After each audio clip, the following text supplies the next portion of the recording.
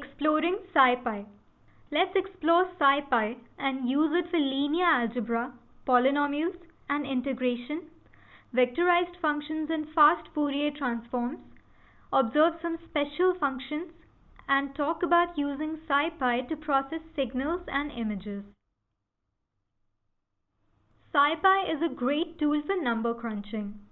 It is a free and open source library, good for scientific and technical computing.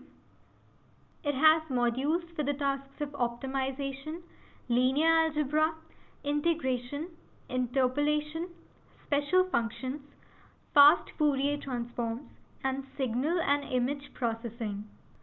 SciPy has the following sub-packages: everything from linear algebra and integration to signal processing and KD trees. SciPy has some high-level commands and classes for visualizing and manipulating data. It also has some powerful packages and with the waves of Python can be used interactively. It has classes and routines to allow parallel programming. It is easy to code with SciPy and running it is fast too. And then it's also open source and free, making it a good choice for even beginners. You can install it with pip.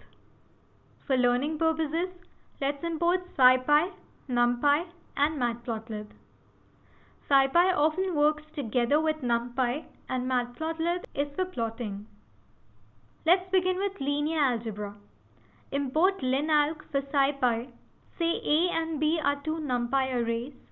The solve method takes them as arguments and solves the equations to determine the values of x and y. If we get its dot product with A and subtract B from it, we can confirm this. This method gives us the determinants of two matrices, and this gives us a matrix's inverse. SVD is for a matrix's singular value decomposition. SVD of a matrix is its factorization into the product of three matrices. UD-V transpose, where U and V are orthonormal and D is a diagonal with positive real entries. And LU performs LU decomposition. This factorizes a matrix as the product of a lower triangular matrix and an upper triangular matrix. We can also deal with polynomials. This is a polynomial. This is its square. This solves it for x is 5. This is integration with k is 6. And here we've derived it. Let's learn to perform integration with SciPy. This quad function will take a lambda with lower and upper limits. We have many other functions like double quad and triple quad, fixed quad, and integration warning. Vectorized functions work not just on a single value, but on an entire vector of values at once. Vectorize lets us turn a function into such a function. And FFT from scipy.ffTpack lets us get the fast Fourier transform of something. This lets us express a function as the sum of periodic components. We can use Matplotlib with this to plot the result.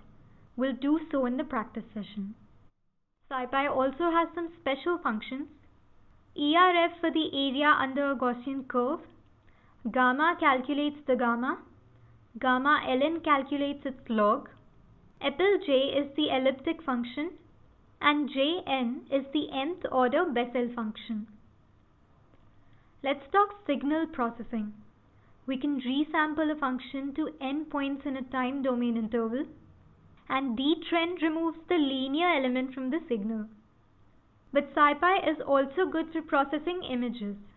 We can use it to shift an image along the x or y coordinates, rotate it to an angle, or zoom in or out.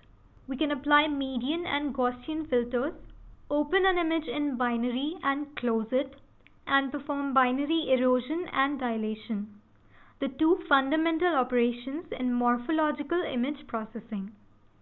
Dilation adds pixels to boundaries of objects and erosion removes them. The possibilities are endless. Let's meet in the practice session to see how it goes.